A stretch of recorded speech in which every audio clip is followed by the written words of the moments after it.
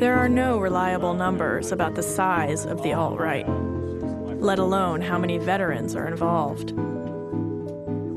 That lack of information allows them to say whatever they want about who they are.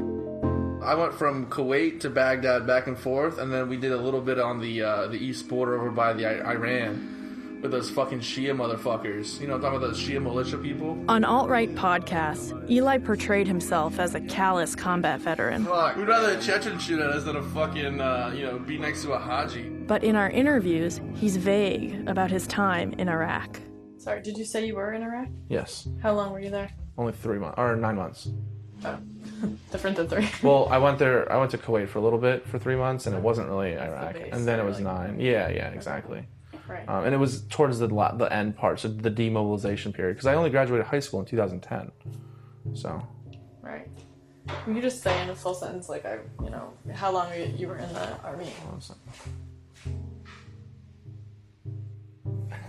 His accounts of deployment didn't add up, and soon we'd find out why.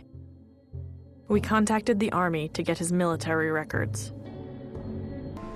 Elliot Klein's Army documents arrive. The story they tell is far different from the one he created. Turns out, he never deployed. Not to Iraq, not anywhere. Elliot Klein spent about 6 years in the Pennsylvania National Guard, coming in to train 1 weekend a month and for some weeks over the summers. 2 soldiers from his unit also confirmed that he never deployed. The Army tells me that you did not deploy. The Army tells you? Yeah. So, did you go to Iraq? I was in Kuwait. I told you that before. You told me you went to Kuwait and then you went to Iraq. Well, they're basically it's very similar the way it works.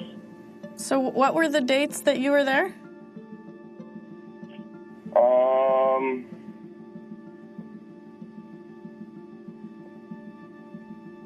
Let me think.